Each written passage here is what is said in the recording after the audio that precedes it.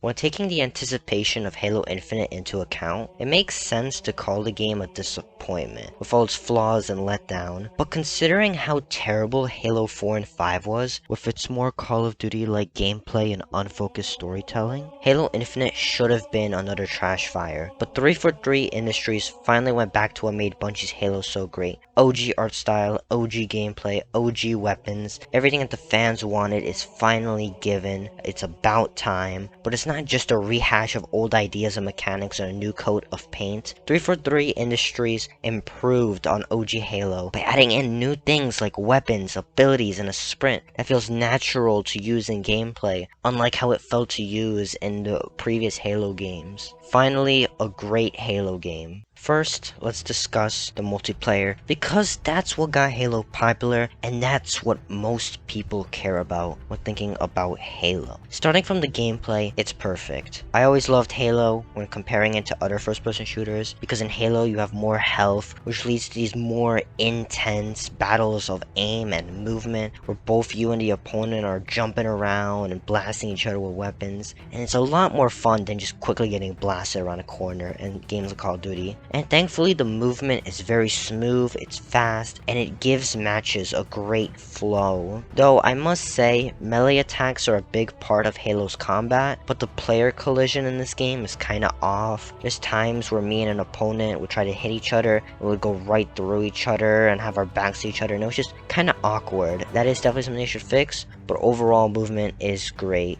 A nice bonus to the gameplay are the abilities that you can use. In the campaign, you have 4 abilities on a cooldown that you can switch between wherever you want, while in multiplayer, the abilities lie on the ground for you to pick up. None of these abilities are too OP or broken to use. They feel more like a bonus to the gameplay. It doesn't change it too much, but makes it more fun. Vehicles are back in Halo Infinite, and they are both fun and useful, but they only spawn on some of the multiplayer maps, while you can find them throughout the open world in the campaign itself. They can be kind of broken at times, leading you to destroying a whole squad, or your whole squad getting destroyed by some cunt in a Banshee, but that's just how Halo works and has always worked. But the main thing a Halo game needs to get right are the weapons. Halo Infinite contains a lot of weapons from the OG Halo games while adding some new ones as well. Almost all the weapons in the game are useful, satisfying, and very fun to use. There are a few exceptions to that though. The pulse rifle is too hard to hit enemies with for it to be useful, and the plasma pistol is pretty weak and useless on its own. The disruptor and shock rifle are great in the campaign, but in the multiplayer they're mostly useless and are only good for EMPing vehicles. Other than those weapons though, the whole arsenal is great. You got weapons like the military weapons, such as the Commando and the Bulldog, which are some of my favorite weapons to use. Things like the Ravager, the Heatwave, those are both very fun and unique weapons. The Skewer and the Cinder Shot, they are both very fun ultra weapons that spawn sometimes in the middle of the map, but they're balanced enough not to be too broken or overpowered. I think the Sentinel Beam might be the only weapon that's a bit too overpowered, but not by that much that I feel like they need to nerf it, though it's definitely stronger than most weapons, I would have to say. There's a bunch of weapons from the previous games, and they are still just as good as they were before in those previous games. The only weapon I wish they bring back in like future updates would be the plasma rifle, as that's one of my favorite weapons from the OG Halo games. It's so fun to use. Now, onto the maps. The map design of Infinite is really great. None of these maps feel the same, but they almost all have what's needed. They all have open spaces and some tight corridors, and everything needed for varied combat encounters.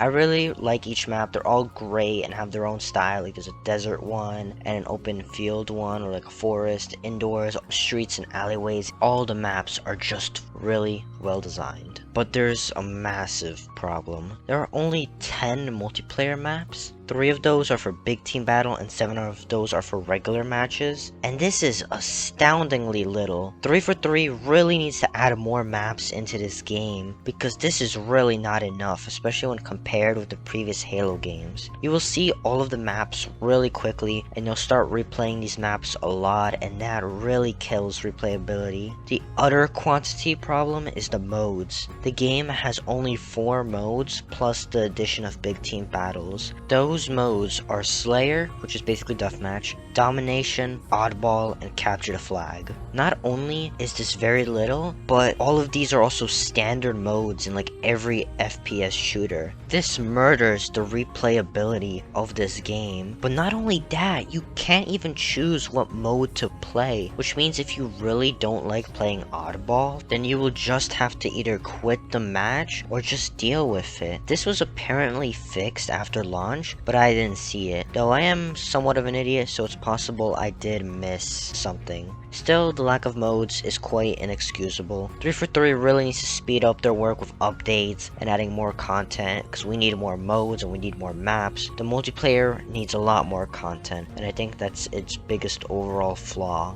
But that is not its only flaw. There's also the problem of progression and customization. Too much of the customization is locked behind currency or requires horrible grinding. Progression is tied to challenges and simply playing more matches. Now, what do I mean by that? Well, you don't get XP for how well you do in a match. No matter if you win, lose, get 20 kills or 0 kills, it won't change how much XP you get. What matters is simply completing challenges, which means there's a bunch of people in these games simply trying to get their challenges done and nothing else. This is a horrible system to have in a game, and it kills the progression. They really need to fix this ASAP, because it's such an easy flaw to fix, as every game for like the past decade has handled XP and progression like this. I don't know why it's so different in Infinite. They really need to fix this, and they still have not. Now, it's time to move on to the campaign. The thing that you are paying $60 for, and I'm gonna just say it outright. I think the campaign alone is not worth $60 because it is not long enough. If you're just going through it, you can beat it in like 7 to 8 hours. Say you're going around and doing some extra missions and stuff, it can bump it up to 10 or 11 or 12. And I guess in that scenario, if you're doing all the extra stuff, then it might be worth it for some fans. But overall, I don't think it's worth 60 bucks. 40 bucks, I think would be a fine price for it, because overall I enjoyed the campaign a lot. Halo has never been more fun than it is in Halo Infinite. The game really taps into that sandbox feel that makes open world games so great. There's so much traversal with the grappling hook that is so fun to use, and not only can you grapple hook around the environment, you can grapple hook onto enemies and grapple hook explosive barrels to you and grapple hook onto vehicles. The grapple hook, I think, is the big improvement on the Halo formula, and it makes the game so great. Like I said before, you have this huge arsenal of weapons that I talked about in the multiplayer that are so fun to use. Your level design is really great. It complements the gameplay systems by having very vertical level design that lets you use your grapple hook a lot of the time, and enemies require different tactics to handle them. There's so many different enemies with gray AI. Halo has always nailed the enemy aspect, and the map is filled with so many bases and outposts for you to just jump at and kill a bunch of enemies in and have so much fun with all the open world activities. Now, let us talk about this open world for a second, because people have complained about this open world a lot. People have said that the world feels very lifeless, that the world's filled with generic side missions, annoying to travel through to get to the next mission, to the next objective. First of all, the open world does not feel lifeless. That's what I would call an open world that has no NPCs, no interaction, no unique encounters or situations, no real movement or change in it. But Infinite has enemies in the worlds that are talking to each other, have their own outposts set up or patrolling, stuff that makes it feel alive and you can engage them. Like if you want to, you can just move on or listen in on the conversations. This makes the world feel like there's stuff happening in it. The world isn't revolving around you. So overall, the world feels alive. Now, the second complaint is one I do agree with, that Infinite has, for the most part, standard side missions and outposts to take down. But is that really a bad thing? Yeah, there's no Witcher 3 amazing side quests or really unique encounters, but still, the combat is fun and the side missions just throw you into the combat. Not every game has to have those incredible side missions.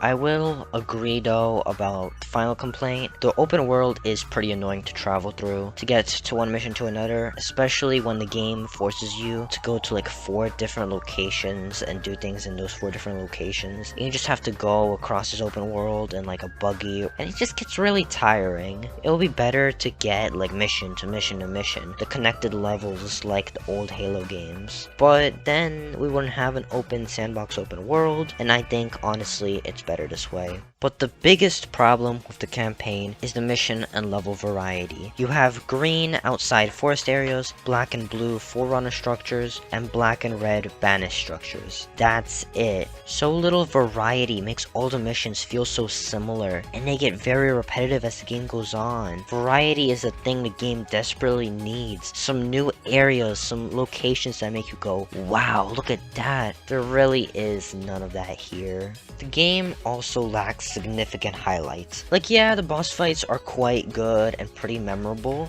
but I'm talking levels. You have one mission at the start where the ship is exploding around you while you run away and everything's falling down below you, and it's really awesome. It's a really cool spectacle. But that's the only moment like that. Not only are the missions forgettable, but some are just completely awful. They require you to go to so many areas, defeat some enemies, and activate like a switch. It's very clear that they tried to pad this game out, that they didn't have enough time to make missions, to make new areas. They just didn't have the time and could have really done with like another year of the game cooking, but they already delayed the game enough. It's quite a shame with how everything came about. Now, let us talk about the story. The story has good ideas, good executions of characters and plot points, some decent moments in it, and a lot of major downfalls. Now, the plot starts off strong with a really hopeless situation. There's this new group of aliens called the Banished, and they have defeated most of humanity and are planning to use a new dangerous weapon on the Halo ring that will kill the rest of humanity. There are a lot of questions set up about what happened to Cortana and this new weapon, and thankfully by the end they do get resolved in a satisfying enough way for the most part. But throughout the game, Master Chief fights back against the Banished, slowly overcoming their powerful army and giving hope to humanity. That's a basic summary with as little spoilers as possible. It's a solid plot for the most part, but it loses it in the finale. And that's because there's no real payoff with the big scary weapon the game has really been hyping up for throughout the whole friggin' game. Nothing is shown, Master Chief stops the villain, and overall it just kinda ends on a very disappointing note where we don't really get to see what this new weapon is. Though it's not fully stopped because it hints for a sequel, so yeah. Moving on, there's a lot to discuss when it comes to characters. First of all, the Master Chief is just as great as he's always been. Heroic, serious, complete badass, no complaints with him whatsoever. He's a Master Chief from the original games that we all love, done great. Now, Echo 216 is a really likable character, but he's also a very annoying and irritating one. He always complains about retreating and escaping, and he constantly considers the Master Chief a dumbass for running into combat like the Chief does, but his concerns are quite reasonable since, as I mentioned, the situation is hopeless, death is likely. He's also a pilot, not a soldier, so death isn't something he always faces. Overall, like, his concern is reasonable, but it gets on your nerves how much he screams about it and talks about it, and it's like, just shut up. But by the end, I did like his little character arc, and I liked him as a character helping the Master Chief, so by the end, I say he's a good character.